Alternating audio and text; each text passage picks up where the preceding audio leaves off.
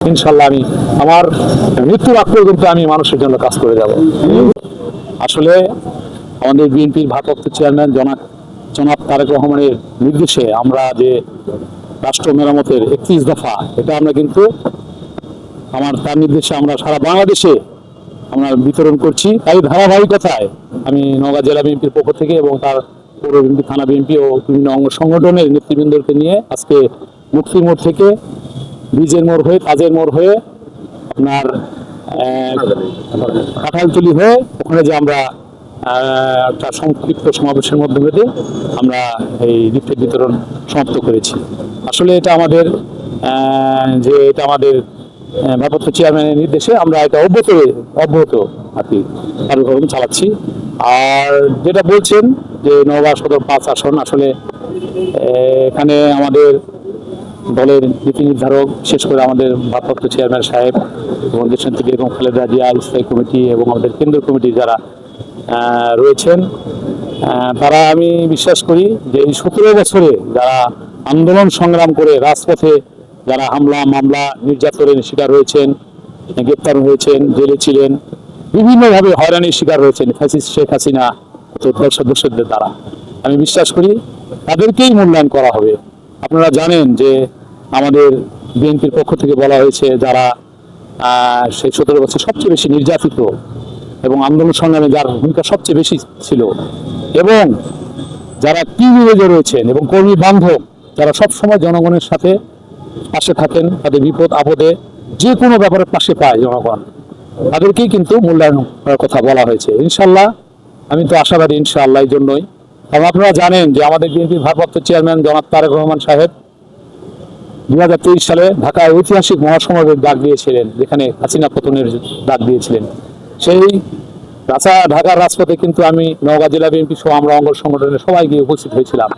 সেদিন আমাদের উপর হামলা হয়েছে, আপনারা জানেন, সবকিছু জানেন যে আমাদের উপর গুলি করা হয়েছে, tear gas, tear shell, rubber bullet, sound grenade.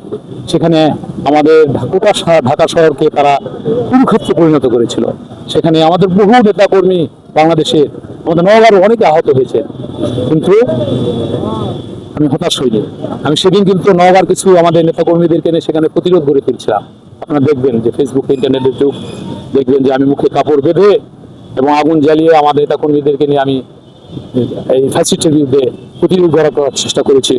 কিন্তু চারিদিক থেকে আমাকে পুলিশ ধরে নেওয়ার কারণে ডিবি হারুন আমাকে গ্রেপ্তার করে কাকরাইল থেকে, বাংলাদেশের সর্বপ্রথম কিন্তু 28 তারিখে আমি গ্রেপ্তার হই। আমাকে রিমান্ডে নিয়ে অমানবিক নির্যাতন করা হয়েছে। আমি দীর্ঘ 94 দিন কারাগারে অন্তরীণ ছিলাম, প্রিয় ভাইরা আমার। তারপরে আমি আবার এসে, আপনারা জানেন যে ছাত্র জনতার গণ আন্দোলনের মধ্যে দিয়ে আমরা আমাদের বিএনপি ভারপ্রাপ্ত চেয়ারম্যান তারেক রহমানের নির্দেশনায়, তার যোগ্য নেতৃত্বে আমরা এই ছাত্র জনতার যে আন্দোলন, সেই আন্দোলনে আমরা শেখ হাসিনাকে বাধ্য করেছি ক্ষমতা থেকে, এবং সে বাংলাদেশ থেকে শেখ হাসিনা ও প্রদর্শকরা পালিয়ে যেতে বাধ্য হয়েছে। আর সেই ছাত্র আন্দোলনেও কিন্তু আপনারা আমাকে দেখেছেন রাজপথে, আমি আমাদের ছাত্রদের সাথে, আমি জনতার সাথে আমি সশরীরে আমি মিছিল করেছি, বক্তব্য দিয়েছি, তাদেরকে উৎসাহিত করেছি।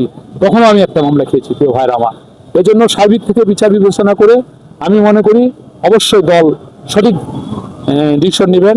আমি মনে করি আমার ভারপ্রাপ্ত চেয়ারম্যান খালেদা জিয়া, আমার নীতি নির্ধারকরা অবশ্যই এটা মূল্যায়ন করবেন, আমি বিশ্বাস করি।